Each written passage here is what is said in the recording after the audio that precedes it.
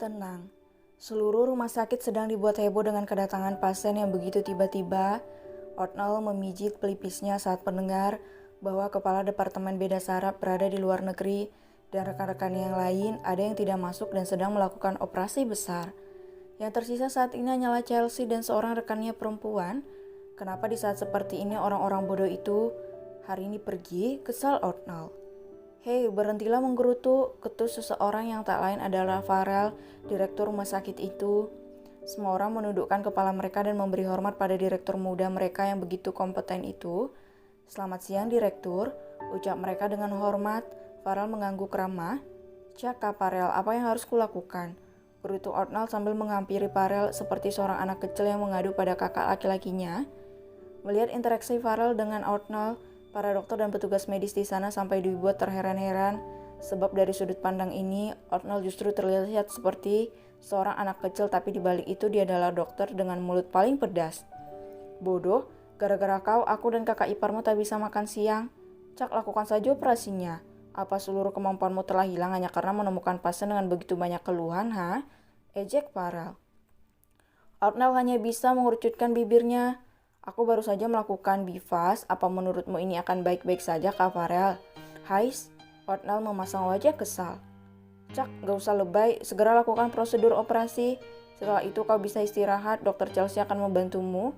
Iya kan, dok? Farrell menatap Chelsea. Iya pak direktur, jawabnya dengan hormat. Baiklah, segera lakukan persiapan untuk operasi.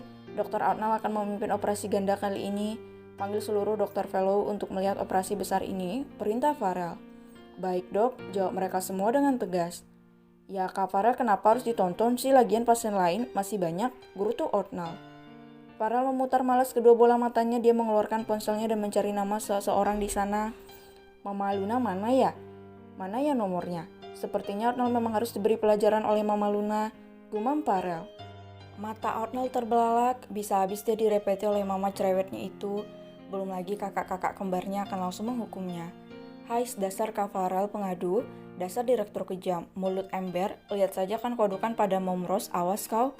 Cak, Otnell menggerutu, sejujurnya ini situasi yang sangat lucu. Ingin para dokter tertawa menanggapi interaksi mereka, namun tak ada yang berani mengingat orang itu adalah Otnell, si dokter pemarah. Persiapan operasi dilakukan, CT scan, MRI, semuanya dilakukan untuk mendapatkan diagnosa yang tepat untuk menyelamatkan nyawa pasien. Tiba waktunya untuk melakukan operasi besar. Semua dokter tampak gugup namun tidak untuk Otnell.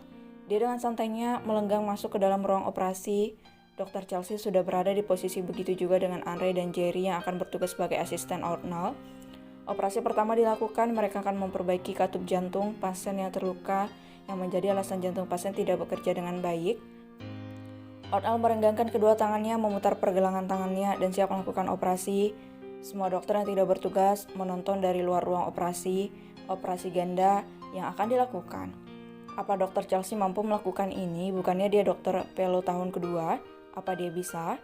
Para dokter mulai bergumam dan membicarakan tentang dokter Chelsea yang akan melakukan operasi perdananya sebagai seorang ahli saraf. Entahlah, aku ragu dengannya, tetapi dia adalah dokter. Ada dokter Otnell di sana. Semuanya akan berjalan dengan lancar. Operasi jantung dilakukan, Otnell melakukannya dengan sangat baik dan membuat semua orang terkagum dengan kemampuannya. Selama 1 jam dia telah menyelesaikan bagiannya dengan tenang tanpa ada masalah. Sekarang giliran beda saraf, ucap Otnell setelah melakukan jahitan terakhir. Dr. Chelsea mengangguk dengan wajah gugup, namun dia yakin dia bisa melakukannya. Gambar hasil CT scan otak pasien dipangpangkan di layar LCD. Ada penggumpalan darah di bagian batang otak dan saraf motorik yang tertekan. Mereka harus memperbaikinya agar pasien selamat. Chelsea tampak gugup di posisinya. Berkali-kali dia menenggak salivannya sendiri. Tangannya gemetar. Ini operasi perdananya tanpa dampingan kepala departemen karena dalam kondisi darurat. Dia tampak memegang alat bedah berusaha untuk tenang. Namun jantungnya berdegup kencang tak karuan. Belum lagi saat melihat tangan pasien yang terus-menerus bergetar meski sudah diberikan obat bius.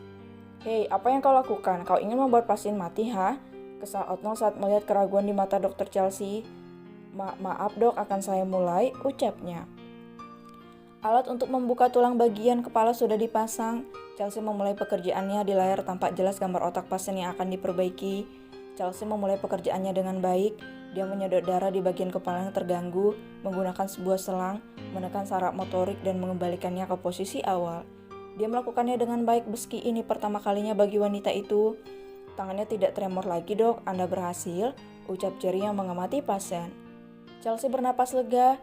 Tremor sudah dihentikan. Otnell menatap gadis itu dengan lekat. Belum lagi dia memakai kacamata saat ini membuat Otnell seperti menyadari sesuatu. Gadis ini di mana aku pernah melihatnya ya? Gumam Otnell yang sempat-sempatnya memikirkan hal itu saat operasi sedang berlangsung. Saat Chelsea akan menyelesaikan pekerjaannya, tiba-tiba tubuh pasien bergetar lebih hebat dari sebelumnya. Tremornya kembali lagi dok, ucap rekannya. Chelsea panik, dia menatap ke layar monitor yang menunjukkan pemantauan saraf motorik pasien. Otnell diam saja dan menatap menunggu apa yang akan dilakukan oleh Chelsea. Gadis itu panik, dia mengecek lagi dan lagi tapi tak ada masalah apapun.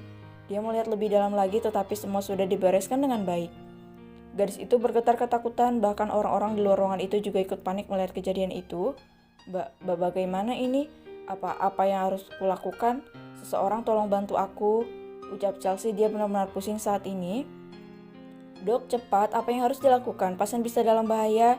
Teriak rekannya yang banyak tak bisa melakukan apa-apa dan hanya bisa berteriak. Aku sedang berusaha, apa yang harus kulakukan? Chelsea dalam kebingungan. Kenapa juga kau mengambil operasi ini, Chelsea? Tunggu Pak Kepala datang baru kita melakukannya. Kesal rekannya di departemen beda saraf. Chelsea semakin gugup, dia tidak tahu harus melakukan apa, tangannya bahkan gemetar.